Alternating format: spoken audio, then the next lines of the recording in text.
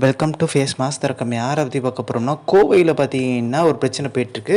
So அதே மாதிரி ராமநாதபுரத்துலையும் பிரச்சனை போயிட்டுருக்கு. ராமநாதபுரத்தில் பார்த்தீங்கன்னா ஓபிஎஸ் தவிர பாஜக இடையே ஒரு சின்ன மோதலே உண்டாயிடுச்சுன்றாங்க.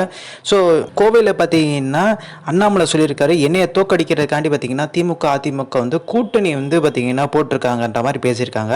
நம்மளுக்கு தெரியும், அங்கே வந்து ராஜகணபதி திமுக சார்பாக நிற்கிறார். ஏற்கனவே அதிமுக இருந்தவரும் வேலுமணிக்கு ரொம்ப நெருக்கமானவர்.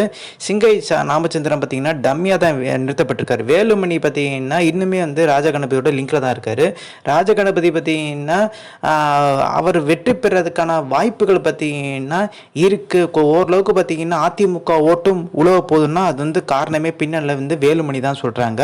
ஸோ அண்ணாமலை பார்த்தீங்கன்னா நம்மளுக்கு தெரியும், கொஞ்சம் சும்மா போன மாதம் கருத்து கணிப்பில் பார்த்தீங்கன்னா அவர் 3வது இடம் சொல்லிட்டு இருந்தாங்க. நாளுக்கு நாள் பார்த்தீங்கன்னா அவர் ஓட்டு எண்ணிக்கை சதவீதம் உயர்ந்துட்டு தான் வருது.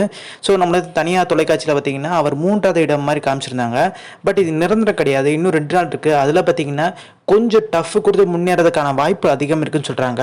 ராமநாதபுரத்தில் பார்த்தீங்கன்னா ஓபிஎஸ் தோக்கடிக்கணும்னு சொல்கிறதுக்காண்டி பார்த்தீங்கன்னா ஃபண்டு ஏகப்பட்டது இறக்கிட்டே இருக்காங்க.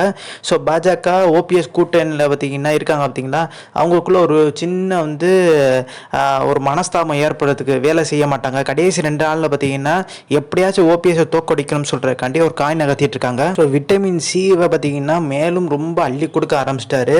ஸோ பின்னாடியில் பார்த்தீங்கன்னா உதயகுமார் இருக்கதா சொல்கிறாங்க. பட் ஓபிஎஸ் பார்த்தீங்கன்னா சமாளித்து ஜெயிச்சா மட்டும்தான் பார்த்தீங்கன்னா அவரோட அரசியலில் பார்த்தீங்கன்னா மிகப்பெரிய ஒரு தக்க வச்சுக்க முடியுன்ற ஒரு சூழ்நிலை இருக்குது. ஸோ இந்த இன்ஃபர்மேஷன் பிடிச்சா லைக் ஷேர் தேங்க்ஸ்.